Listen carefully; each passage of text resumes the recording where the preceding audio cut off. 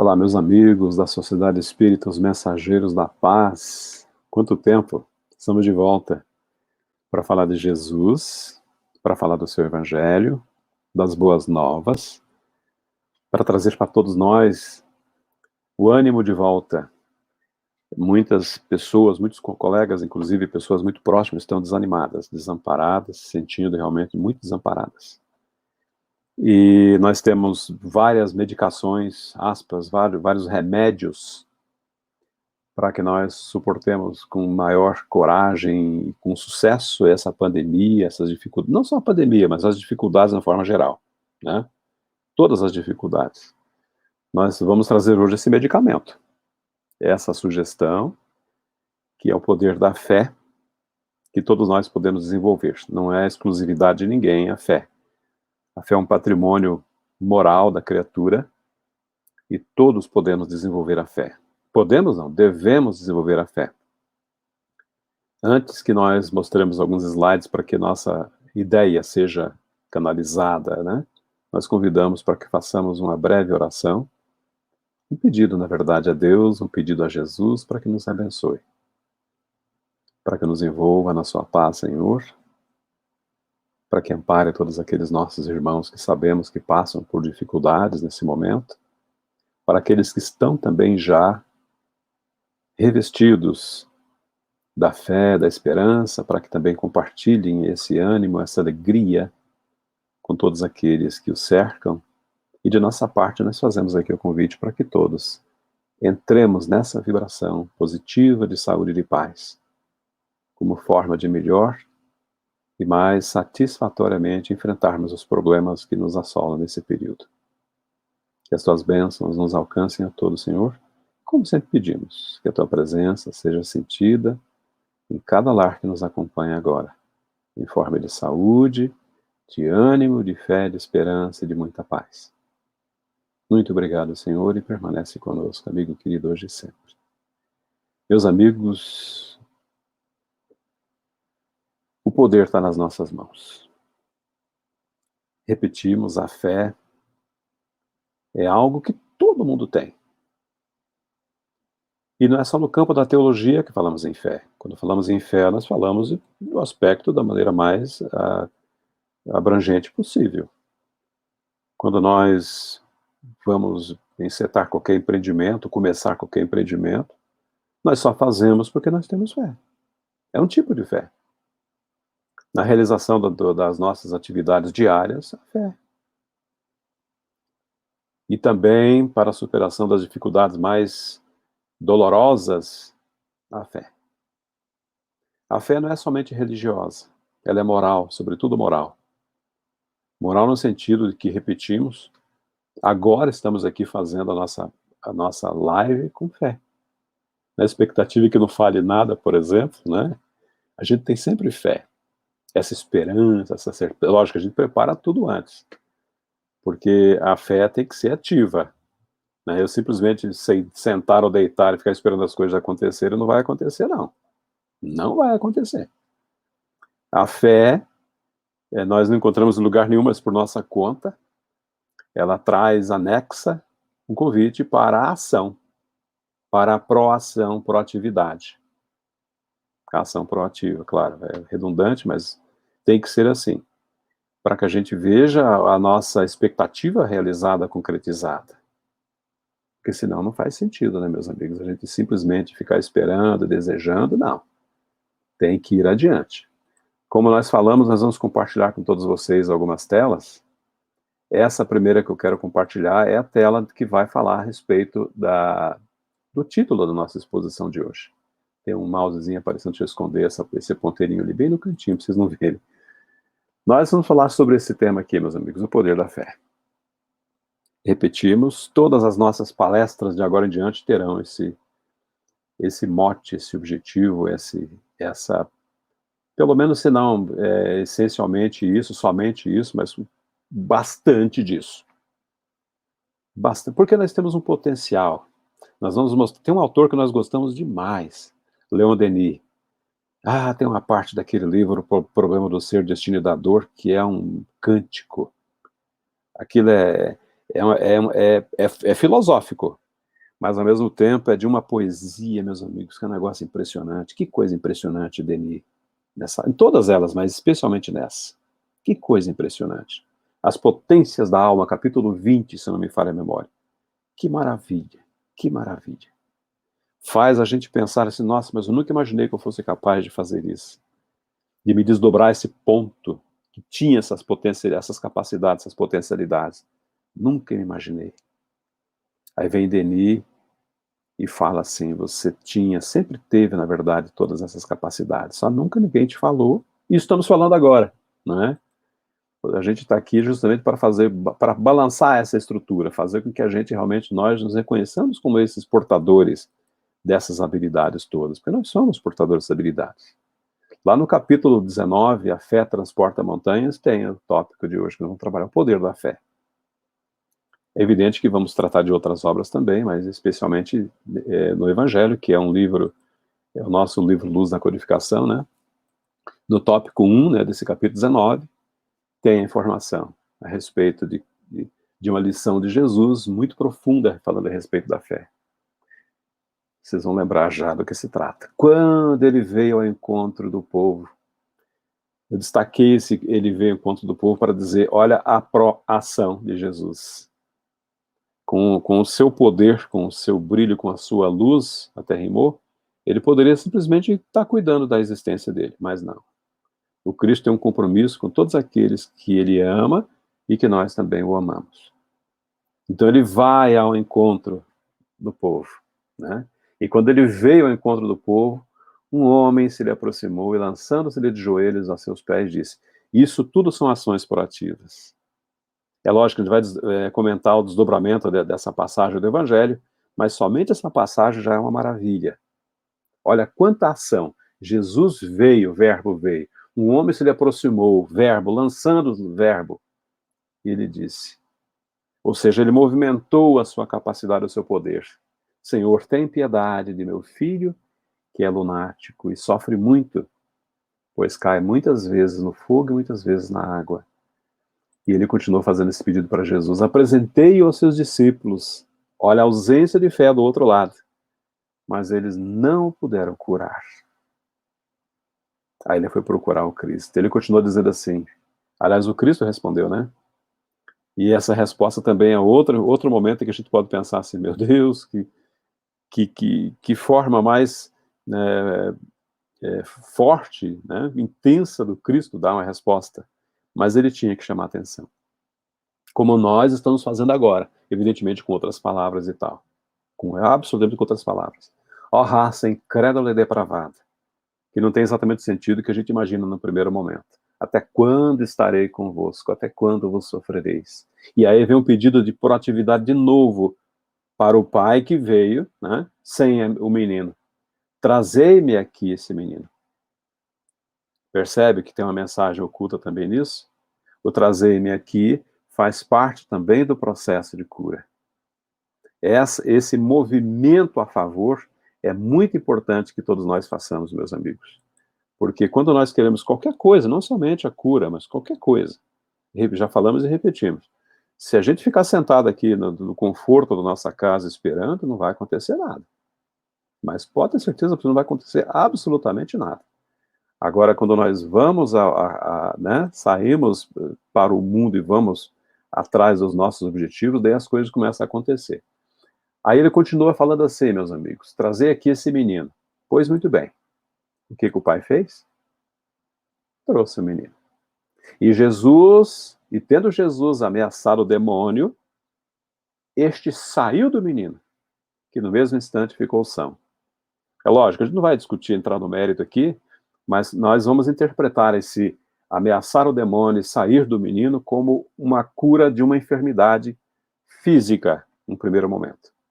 Não que não pudesse ter havido a expulsão, aspas, que o espírito não se expulsa, não é? A condução, esclarecimento, encaminhamento, não que não pudesse ter acontecido. Claro, pode ter acontecido o encaminhamento de um espírito. Mas vamos tomar isso, num primeiro momento, como a cura de uma doença mesmo. Os discípulos, depois que Jesus fez essa cura, vieram para ter com Cristo, né, em particular, né, isolados ali, para que, evidentemente, resguardar, evidentemente, a sua né, a sua identidade, a sua condição, a sua dificuldade mesmo, e perguntaram, na verdade, foram eles, que não foi um só: "Mestre, por que não podemos nós outros expulsar esse demônio e fazer essa cura?" Essa pergunta é muito significativa, que nós fazemos isso o tempo todo. Por que não posso eu fazer aquilo que o meu irmão fez? Ele foi tão feliz, teve um sucesso grande no empreendimento dele, no estudo, enfim. Por que eu não posso fazer? Essa é uma pergunta que nós devemos fazer, sim. E aí Jesus dá a chave da questão. Por causa da vossa incredulidade. Pois, em verdade vos digo, se tivesseis fé do tamanho do grão de uma mostarda, diríeis para essa montanha: transporta daqui para ali, e ela se transportaria, e nada vos seria impossível. Percebe o valor o poder que tem a fé? É evidente que, como seres imortais, nós temos todo o tempo do mundo à nossa disposição, nós sabemos disso também. Nós pedimos muitas coisas, planejamos muitas coisas, e não devemos exigir que no segundo seguinte ela esteja realizada, não. Certas coisas demandam tempo. Daí vem a paciência, né, que é uma virtude sublime. Então, muitas coisas nós pedimos e nós temos que ter a paciência para aguardar e ver acontecer, tá? É assim que funciona. Pois muito bem, mas voltando aqui a essa questão, meus amigos, Jesus deu essa orientação e disse que se nós tivéssemos a fé, nada nos faltaria. Lá no item 2, desse capítulo 19 ainda, Allan Kardec vem, por isso que eu disse para vocês não pensarem, num primeiro, claro, não que não fosse possível, mas não pensarem no primeiro momento na expulsão, na condução de um espírito, mas sim na cura daquele menino, a cura de uma enfermidade grave, gravíssima. Unicamente no sentido moral, que nós vamos analisar, como Kardec fez, tá? Por isso nós fizemos aquela ressalva.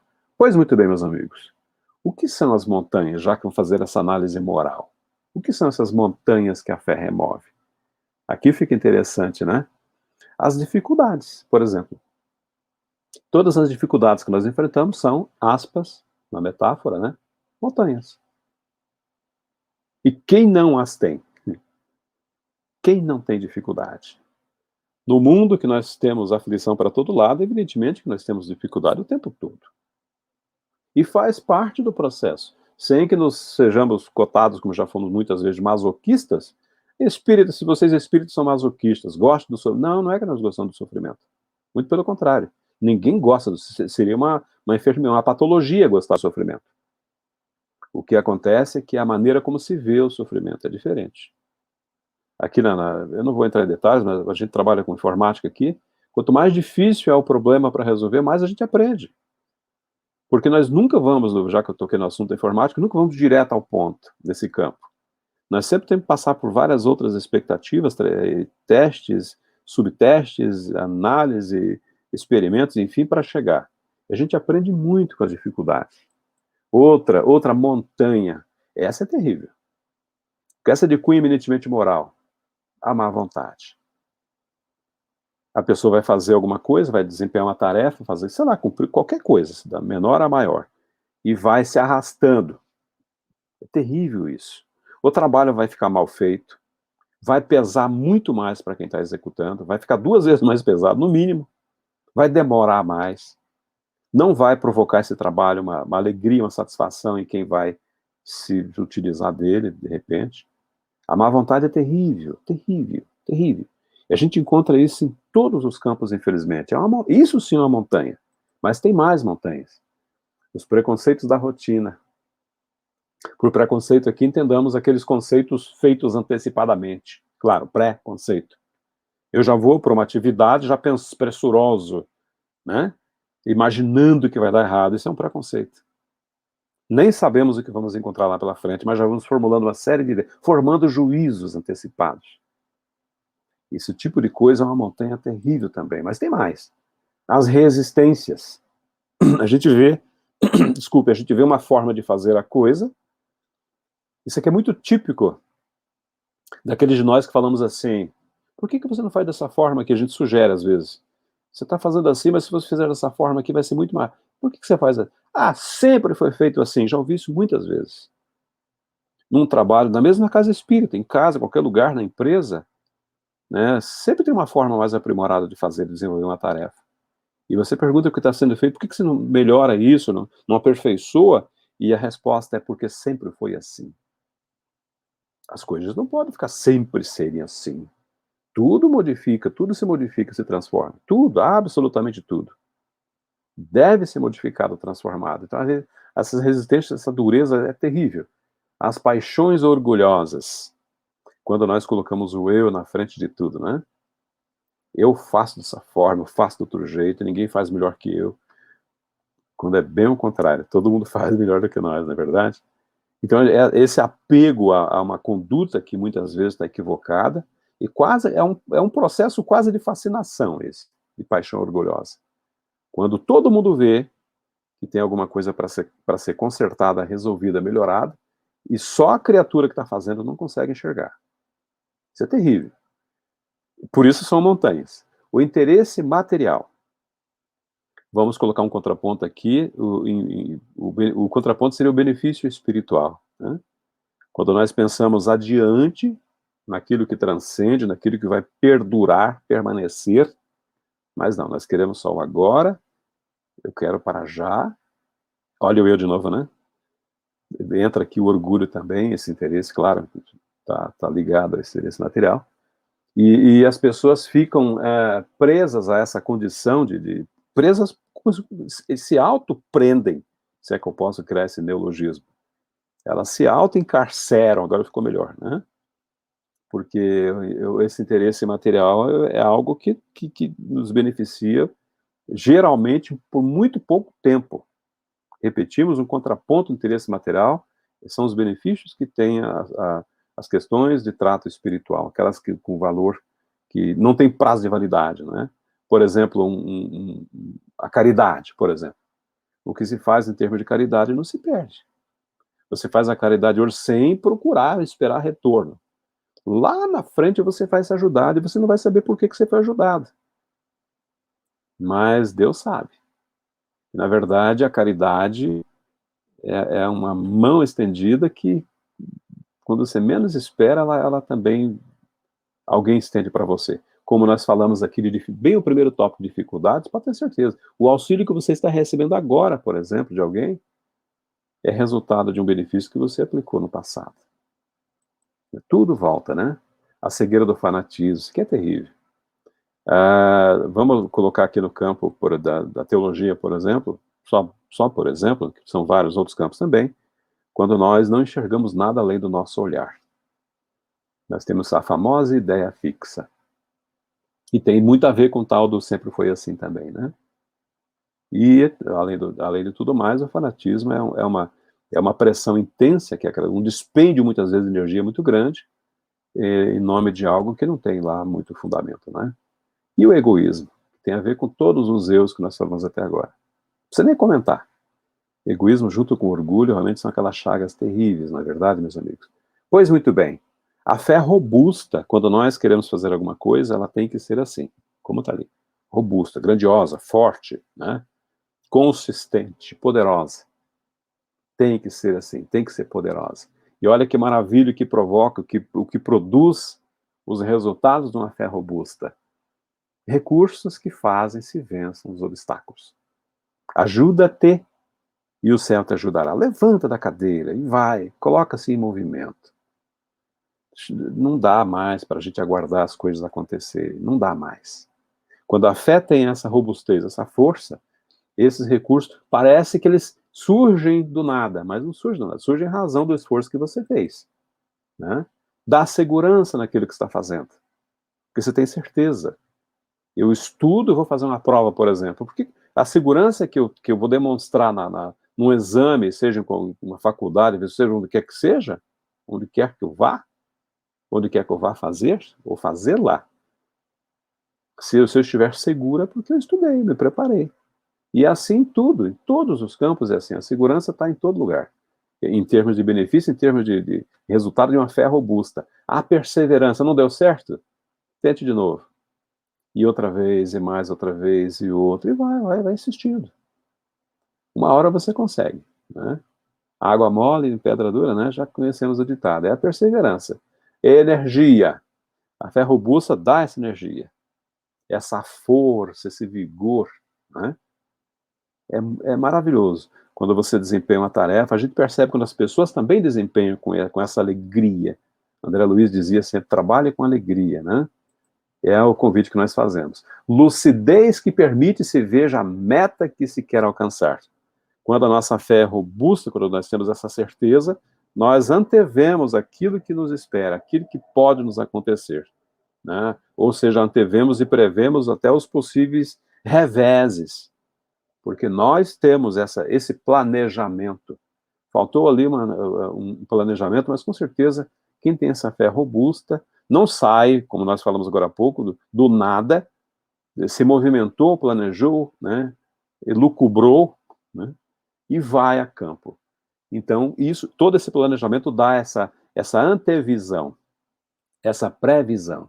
E por fim, tanto é que está aqui, a antevisão dos meios de chegar aos resultados esperados. Tivesse sido um pouco mais paciente, né? Porque está ali. Essa antevisão tem a ver com essa lucidez, que tem a ver com energia, com a segurança, enfim, com tudo que vocês viram até agora. Não é legal? Essa fé robusta é maravilhosa. Só que tem também aqueles que têm a fé vacilante. Uma fé que não impõe respeito, não é? Sabe aquela fé, aquela meia fé? Se fosse possível ter uma meia fé. É a fé, se existir, é a fé vacilante. Aquela fé incompleta. E como nós falamos, ela gera incerteza. Nós vamos fazer alguma coisa e não sabemos se vai dar certo. Porque não planejamos, não temos, enfim, não elaboramos, não pensamos, não meditamos, não interagimos, não levantamos da cadeira. Será que vai... Não se pergunta, né? Quando você tem uma fé robusta, não pergunta, será se vai dar certo? Nós vamos fazendo, vamos executando e vamos colhendo os benefícios. É semeadura e colheita, ao mesmo tempo. Outra coisa que também a fé vacilante caracteriza a hesitação, como está ligado com o anterior. Vou ou não vou, faço ou não faço, sei ou não sei, não é? A fé não pode ser vacilante. Senão não é um tipo de... uma sei lá, uma ausência, né, daquilo que a gente pode caracterizar de verdade como fé com F maiúsculo. Mais inação. Tem tudo a ver com a nossa vontade de ficar sentadão esperando, ou deitado esperando. Se nós ficarmos somente esperando, amigos, acreditem, do céu só cai chuva. E como diz alguém, né, fazendo uma pilhériazinha, desculpe um momento, e avião. Não cai mais nada do céu. Então a gente tem que ir à luta, sim. Tem que fazer acontecer, sim. Tem que fazer acontecer. Porque essa dúvida é o que mata. E a fé vacilante, ela duvida. Ela não tem certeza se pode chegar ao seu fim colimado, como diz o Espírito nesse mesmo capítulo. Então fica aqui, meus amigos, as características do que a fé pode nos proporcionar. Lá no item 3, ainda no capítulo 19, na outra acepção, Kardec faz uma espécie de definição do que é fé, da fé. Ele diz, entende-se como a fé a confiança, tudo que já falamos aqui, que se tem na realização de uma coisa a certeza de atingir um determinado fim. Essa é uma provável, não única, né? Mas uma das possíveis definições para a fé. Essa certeza de que nós vamos fazer algo que vai dar certo.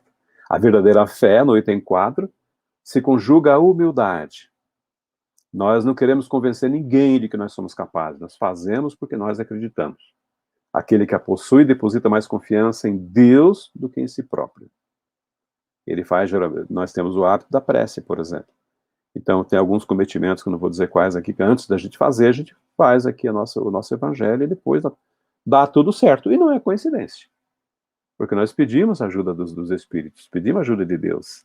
E nunca nos faltaram. Né? Porque nós sabemos que somos esses simples instrumentos da vontade divina.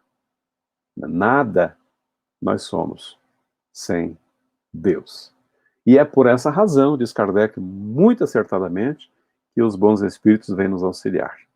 Porque nós nos colocamos à disposição da divindade, pedimos ajuda humildemente, né, ajoelhamos a nossa alma, né, poeticamente falando, e sempre somos atendidos. Acreditem, meus amigos.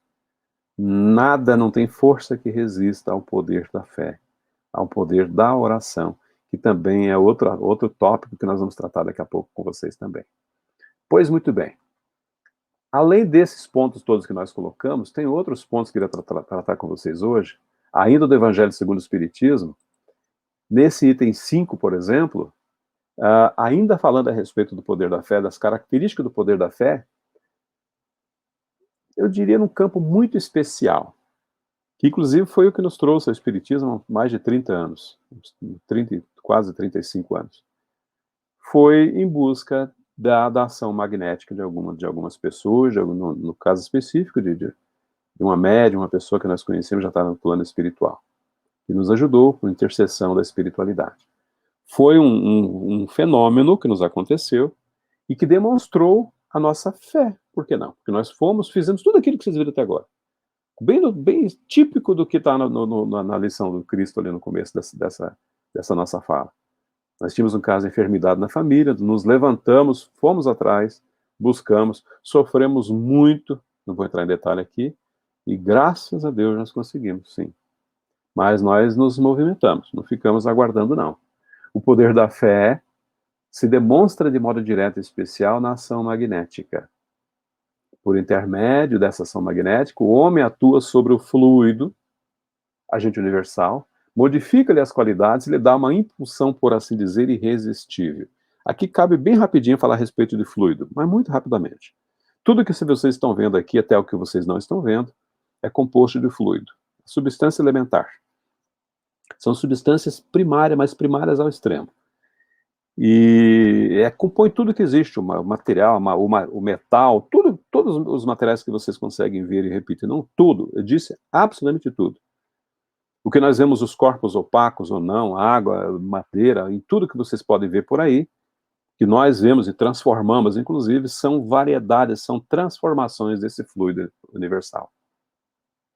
E ele existe no mundo de uma forma primária e que ele é tão, digamos, maleável, mas tão maleável que ele obedece até uma impulsão do nosso pensamento. E tem pessoas que têm essa capacidade de movimentar esses fluidos, mais do que outras pessoas. Os médiuns curadores, por exemplo, movimentam esses fluidos. Fazem com que eles ganhem algumas características, reponham tecidos danificados, digamos assim, do corpo, contando, evidentemente, sempre com a ajuda dos bons espíritos, a permissão divina, e operam esses fenômenos de cura que Kardec colocou na lição ali. É maravilhoso a gente ver, quem assistiu isso, quem já viu isso, como nós vimos, repetimos, foi a nossa vinda para o Espiritismo, nós assistimos muito de perto essa manipulação dos fluidos. Pois muito bem, meus amigos. Ainda no capítulo, no Evangelho segundo o Espiritismo, capítulo 28, nós temos uma coletânea de preces espíritas. E o que nos chamou mais atenção, as preces, nós sabemos como fazer as preces, evidentemente. O que chamou-nos atenção foram as orientações que constam do prefácio desse capítulo 28. É muito interessante a gente ver o que está no prefácio do capítulo 28, porque ali tem orientações muito interessantes, muito seguras para que todos nós compreendamos melhor como se dá o fenômeno, especialmente sei lá, não somente da cura, como nós comentamos aqui, mas a ajuda de forma geral. Por que somos ajudados e por que às vezes, porque não somos ajudados, já vimos ali na fé que vacila, né? A fé vacilante. Mas veja que interessante como os espíritos dizem, ou as instruções que eles... A lembrança, na verdade, que tá aqui não é novidade para ninguém, a gente já sabe disso. Mas a lembrança é a primeira lembrança é que nós temos sempre, aqui agora, do nosso lado, do lado de vocês aí, esse Espírito bom designado por Deus. Desde que nascemos, todos temos ligado a nós um Espírito bom que nos protege, que nos ama, que faz isso em nome da divindade, em nome de Deus. Isso por si só já seria suficientemente consolador. Repito, nós estamos aqui trazendo uma lição nova, só relembrando isso, que muitos esquecemos. E, gente, dá uma pena, às vezes, de ver as comunicações da própria codificação e dizer, nós estamos aqui, vocês não pedem ajuda. Nós sempre estivemos aqui à tua disposição, mas vocês não pedem, eles não vão agir contra a nossa vontade. Deus e nosso anjo guardião nos deu um guia principal e superior, um espírito sempre de ordem muito elevada. Mas além desse espírito, desse anjo guardião, tem outros espíritos, são espíritos protetores, que também eles não têm a mesma elevação dos anjos de guarda, mas eles são também espíritos bons, né? Espíritos familiares, que são aqueles que tiveram contato conosco durante encarnações, e espíritos espíritos simpáticos, que nem não são necessariamente espíritos superiores. Muitos até se comprazem com as nossas imperfeições. Daí a simpatia, ou seja, os gostos são os mesmos, né? Mas o fato é que nós temos espíritos sempre à nossa disposição, bons espíritos, para que eles venham e nos ajudem, aí vem a prece.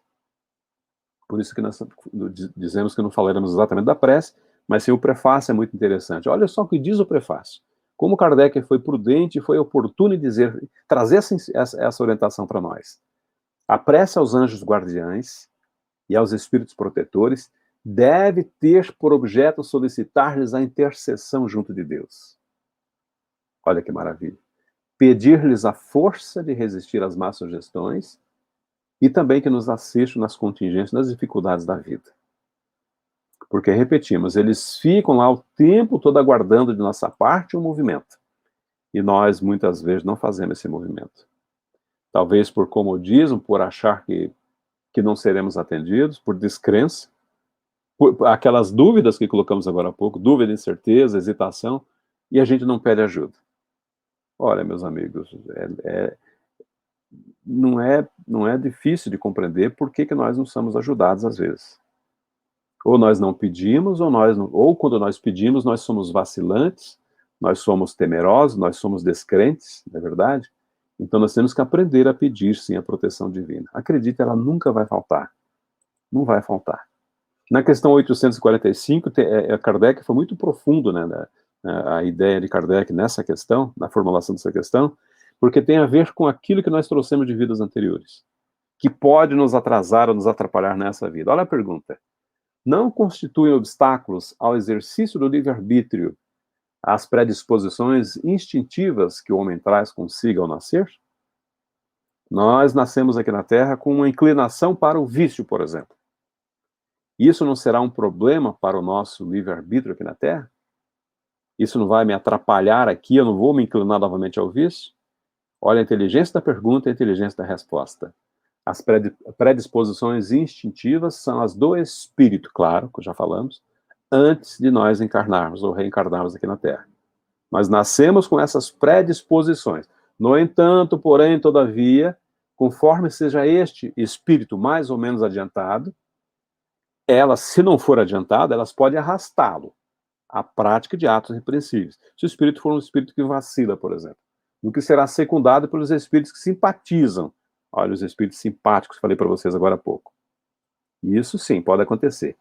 Não há, porém, um arrastamento irresistível. Nós não ficaremos à mercê completamente desse tipo de situação. Mas, para isso, nós temos que ter a vontade, o desejo, a condição de resistir a essas más influências, e todos temos. Aí vem uma frase belíssima que os espíritos dizem: lembrai-vos de que querer é poder. Querer é poder. Eu quero. Vocês completaram, né? Eu posso. Eu quero, eu posso. E todos nós podemos, meus amigos. Todos podemos. Joana de Ângeles, nessa obra Vida Feliz, ela tem. É muito próprio de Joana, né, com essa psicologia da alma muito profunda de fazer com que nós vejamos balançadas as nossas estruturas emocionais, não é verdade? E ela as lições são muito interessantes, todas elas, são 200 nessa obra. Mas eu separei, inclusive foi uma dúvida separar, tinha umas 5, 6, inclusive a última, a número 200, é muito, quem tiver curiosidade veja que é muito interessante. Mas essa aqui, a 180, 150, 180, é muito interessante, que Joana diz assim, ó, fazendo esse chamamento lá do fundo da nossa alma, irradia a claridade da tua fé, através do teu sorriso, das suas palavras, da tua atitude perante a vida. Seja bom, seja otimista, seja proativo, confie, creia, ame, haja. Tudo, são todos verbos assim para que nós coloquemos em prática, assim, sem medo nenhum, meus amigos, sem medo nenhum. E ela vai um pouco adiante dizendo assim: o mundo necessita dessa luz, ou da luz para superar as sombras dominantes, especialmente nesse período. Isso é para todos sempre, mas especialmente nesse período. O mundo precisa de luz para superar as sombras. Não é profundo? Ela continua dizendo assim: distende a tua presença, olha de novo, falamos agora há pouco das características, confiante e rica de luminosidade, auxiliando os tímidos e os desanimados que caíram e os revoltados também. Tem muitos daqueles que não querem realmente se levantar. Entram até, inclusive, alguns estados patológicos, por exemplo, depressão, por exemplo, e é muito difícil. Conhecemos pessoas que estão há meses, há anos, passando por processo depressivo. E tudo que a gente pode fazer, que a gente faz, aparentemente não dá resultado. Mas, no fundo, nós sabemos que é uma construção, né, que a criatura tem que fazer por ela mesma, esse levantar-se e agir, né, e que cedo ou tarde ela vai acabar fazendo isso. Temos certeza absoluta. Por isso, nunca desistimos. A luz atrai sempre, enriquecendo de beleza. Vamos lembrar aqui que Joana, poeta, sempre foi uma poeta, né, e sabe muito bem empregar não somente a palavra, o verbo, mas também a instrução, né, que traz essa luz tão forte aqui para todos nós. A luz atrai sempre. Ela está fazendo isso agora, enriquecendo de beleza. Não deixes que se apague essa estrela. Ela é quase um pedido, né? Por favor, parece um por favor à esquerda ali. Não deixe que se apague essa estrela, porque haja fatores dissolventes e agressões em volta. Porque repetimos, no mundo nós só teremos aflições. E se nós nos focarmos, ou focarmos a nossa atenção somente nas dificuldades, aí vai ser complicado mesmo. Aí não vai ter jeito mesmo, né? E Joana continua, para fechar: deixa brilhar essa luz, apontando rumos ditosos, felizes, para os que anelam por uma oportunidade de realização, começando por você mesmo. Brilhe a sua luz. O Cristo já dizia que nós somos deuses. Mas nós não acreditamos, né? Ou não ouvimos, ou não demos a devida atenção. Mas o Cristo nunca esteve errado. Nas suas falas sempre foram de uma oportunidade muito grandiosa. Nós somos deuses, é o que Joana está nos dizendo. Como nós falamos agora há pouco de Leon Denis, repetimos não somente o aspecto da filosofia que está nas obras desse autor fantástico, mas tem muita de poesia também na fala de Denis. Os filósofos e os poetas vão adorar, com certeza, quem não leu ainda, toda a série, né, são várias obras desse autor, contemporâneo de Kardec, nasceu alguns anos, umas décadas depois de Kardec, viveu no mesmo período do codificador. Ele tem, né, nessa obra, O Problema do Ser, Destino da Dor, já mostra o capítulo, vai aparecer em cima ali, essa sentença que diz assim: para assegurar a depuração fluídica e o bom estado moral do ser, tem-se de estabelecer uma disciplina do pensamento, de se seguir uma higiene da alma, estabelecer, seguir verbos, assim como é preciso observar uma higiene física para manter a saúde do corpo. Ele está dizendo que para que nós tenhamos uma mente saudável, nós devemos fazer todo o processo que nós fazemos para ter o corpo bem aprumado, a barba feita, quem tem cabelo, né, para pentear, tudo arrumadinho e tal, nós temos esse mesmo arranjo que nós fazemos no nosso exterior, devemos fazer no nosso interior, para que nós tenhamos um bom estado moral. Não é legal? Então, recomendo muito, muito, muito, sem problema algum, as leituras de Denis. Como eu falei, o próximo capítulo, 24, se não me engano, é o 24, ele diz que o título é a disciplina do pensamento e a reforma do caráter. Já que na primeira lição que nós trouxemos, ele falava do pensamento, agora nós vamos ver como é que isso acontece. Denis diz assim: o homem só é grande, só tem valor pelo seu pensamento. Por ele, pelo pensamento, suas obras irradiam e se perpetuam através dos séculos. Vou até sair daqui para comentar com vocês. São aquelas construções que nós fazemos, não a construção de um prédio, de uma casa, mas a construção mesmo do indivíduo, a nossa autoconstrução. E isso vai irradiar, como dizia Joana lá no anterior, por muito tempo, por séculos, por milênios, pelo tempo afora.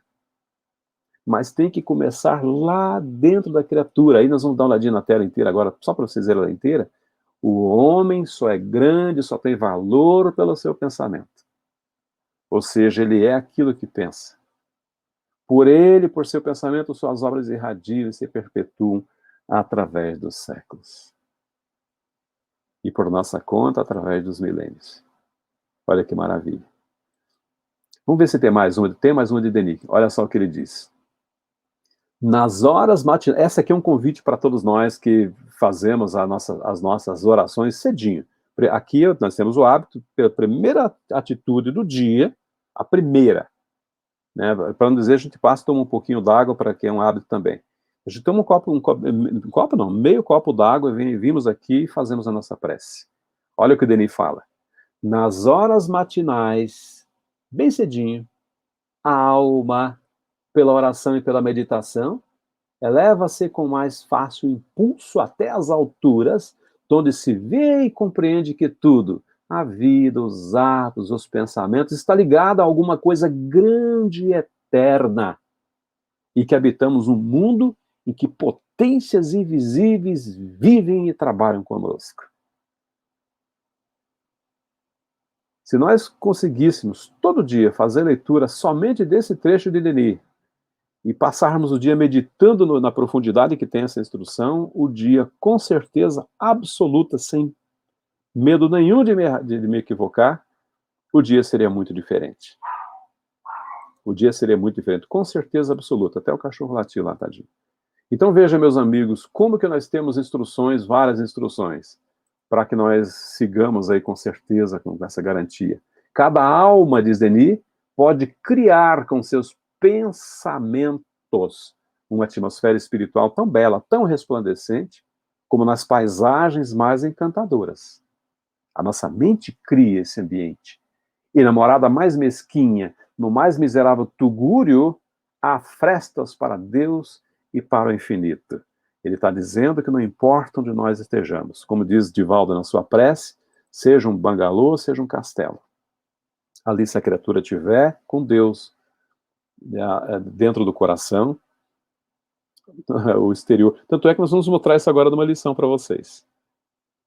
Uma lição belíssima que vai falar sobre isso. Então, onde quer que nós nos encontremos, meus amigos, se você tiver com esse pensamento, com essa alma adornada pela prece, pela certeza, pela fé, pela esperança, não importa onde você esteja, você será uma pessoa feliz, pode ter certeza absoluta disso. Absoluta disso. Seguimos em frente, meus amigos, para mostrar para vocês agora, eu prometi que teríamos são aqueles velhos lindos casos que nós contamos, né, sempre, né? Os lindos casos de Chico Xavier, de Bezerra, do Evangelho. Aqui são casos mesmo. Eu trouxe para vocês uma história hoje, que nós temos como assim, digamos, de uma profundidade imensa, que vai falar a respeito de uma potencialidade nossa de sermos seres felizes, que muitas vezes não prestamos atenção. Essa história está nesse livro, o Livro das Virtudes 2, é a segunda edição, o segundo tomo, né? O Compasso Moral.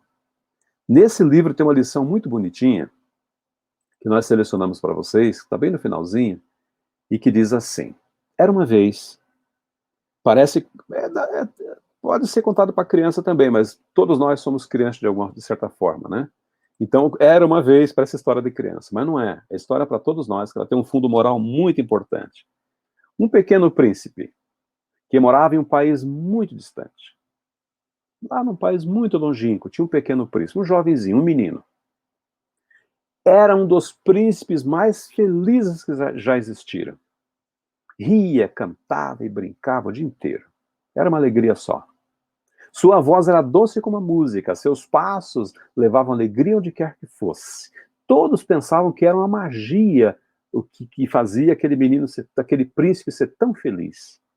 O príncipe levava ao pescoço, no entanto, uma característica, uma corrente de ouro, tem um coração ali, um coração maravilhoso, feito de ouro também, e enfeitado com pedras preciosas. A madrinha desse pequeno príncipe lhe dera de presente esse coração quando ele era bem pequenininho. Quando ele quando passou a corrente pelos cabelos cacheados dele, aquela senhora disse assim, a tia disse assim para ele. Ah, desculpa, a madrinha disse assim para ele. Usando este coração, o príncipe vai ser sempre feliz. Cuidado para que não o perca. Todas as pessoas que cuidavam do príncipe, por isso, vigiavam-no para que a corrente estivesse sempre no lugar, sempre segura ali no pescocinho dele. Mas um dia encontraram um príncipe no seu jardim, muito triste, chorando, lacrimoso, franzindo o rosto numa careta incrível e feia. Vejam, disse ele, e apontou para o pescocinho. E todos viram o que tinha acontecido. O coração do príncipe havia desaparecido, aquele coração de ouro, aquela corrente maravilhosa. Ninguém conseguiu encontrá-lo. E cada dia que passava, o príncipe ficava ainda mais triste. Um dia, perderam-no de vista. Ele sumiu da vista de todo mundo. E havia partido, ido embora sozinho para procurar o seu coração feliz, de que tanto precisar para voltar a ser feliz. O pequeno príncipe procurou o dia todo, procurou e procurou pelas ruas da cidade, no campo, nas lojas, portas, onde moravam ricos, pobres, ele procurou em todo lugar. O coração feliz que ele havia perdido não estava em lugar nenhum. Finalmente, estava chegando a noitinha já, ele ali naquele desalento total, cansado, com fome, nunca tinha se afastado tanto de seu reino e nem se sentido tão infeliz na sua vida. Quando o sol já estava morrendo no horizonte, ele chegou a uma casinha muito pequenina, muito pobrezinha, marcada ali pelo tempo, desgastada pelo tempo, e ficava na beira de uma grande floresta. Mas quando ele passava pela janela, ele viu que tinha uma luz muito brilhante dentro da casa. Assim, atraído por aquela luz que brilhava, ele abriu a porta, como faziam os príncipes, não precisava pedir permissão, e entrou na casa. Quando esse menino entrou na casa, ele viu uma mãe, muito pobre, ninando um bebê no colo. O pai lia uma história em voz alta. A filhinha arrumava a mesa para o jantar. O menino, quase da idade do príncipe, estava cuidando do fogo. O vestido da mãe era velhinho, vestido velho, amarrotado, batido. E o jantar seria só mingau com batatas. E a lareira era muito pequena. Mas a família, apesar de tudo isso, era muito feliz. Eles eram muito felizes, tão felizes quanto o príncipe sempre desejou estar e permanecer feliz. E ele ficou surpreso com aquilo tudo. Como é que os rostos daquelas crianças podiam ter tanto riso, tanta alegria? Os pezinhos rápidos, brincando para lá. Como era doce a voz daquela mãe. Olharam para aquele menino e perguntaram: você quer jantar conosco? Pareciam não ter reparado a expressão preocupada e feia do menino, do príncipe, nem se preocuparam com isso. Simplesmente perguntaram para o príncipe: você quer jantar conosco? O príncipe perguntou então: onde é que estão os corações felizes de vocês? Que eu não estou vendo. Vocês estão felizes? Cadê os corações felizes de vocês? Os meninos, um olhou para o outro e disse: mas nós não estamos entendendo o que você quer dizer. Eu não entendi. Com o coração feliz, como é que é isso?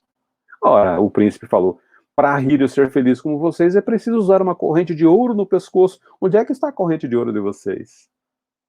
Ah, as crianças caíram na risada. Riram muito do menino e disseram para ele: nós não precisamos de corações de ouro, de correntes de ouro, nada disso.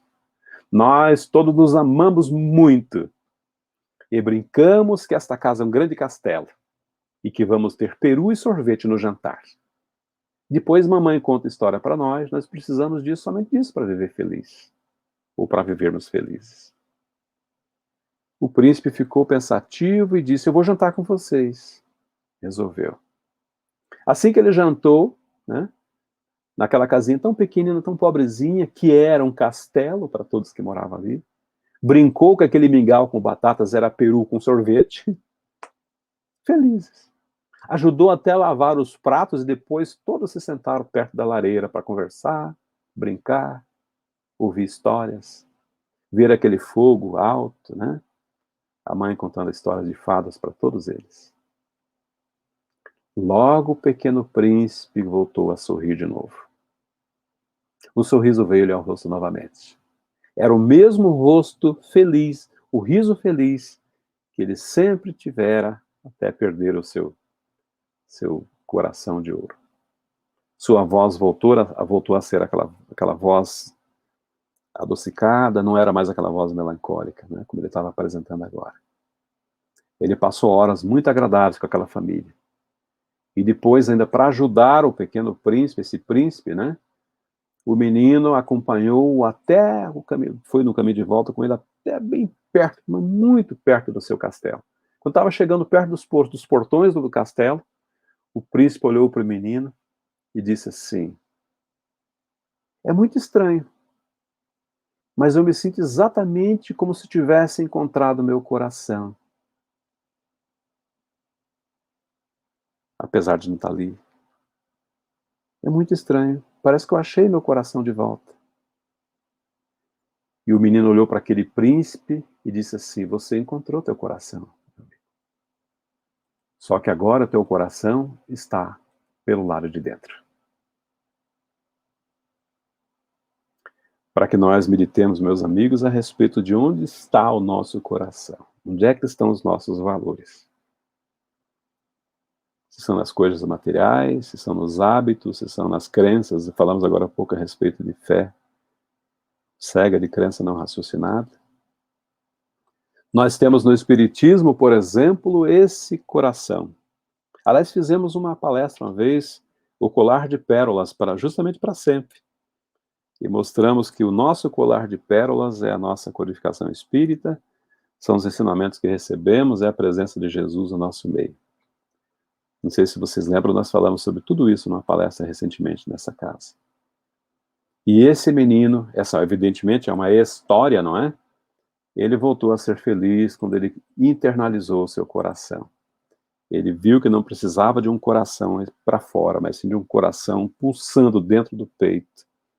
Ou seja, as suas emoções de verdade, a sua inteligência, tudo que nós vimos até agora para realmente ser feliz de verdade. Lembra que nós falamos no comecinho também, para nós não colocarmos a nossa felicidade em coisas que são passageiras? Quando ele descobriu o coração dentro do peito, a felicidade que circulava em torno dele passou a circular dentro dele. E é disso que nós precisamos, fazer com que essa felicidade circule dentro de nós. Porque senão nós não podemos contagiar ninguém. Ninguém pode dar aquilo que não possui, como dizia Paulo. Então sejamos felizes, sejamos conscientes, sejamos crentes, acreditemos em Deus, acreditemos na bondade de Deus, na presença de Jesus e, sobretudo, na presença de tantos e tantos emissários, como falamos agora há pouco também, Ele nos envia para nos auxiliar nas nossas dificuldades diárias. Nós agradecemos imensamente a assistência de vocês, a presença de vocês, mesmo que virtualmente. Numa prece, nós pedimos a Deus para que nos abençoe a todos, para que nos ampare, para que nos fortaleça, a Jesus para que encontre em cada coração, dentro do peito, não fora do peito, aquela porta, ou melhor, a tranca, né, da porta, onde o Cristo não vai precisar bater, porque ele vai simplesmente entrar e permanecer e fazer morada em cada coração. É o que nós pedimos para todos vocês e o que sabemos que vai acontecer da parte do Cristo. Que só espera de nós um movimento no sentido de abertura do nosso sentimento, da nossa alma, para que ele entre e não saia nunca mais.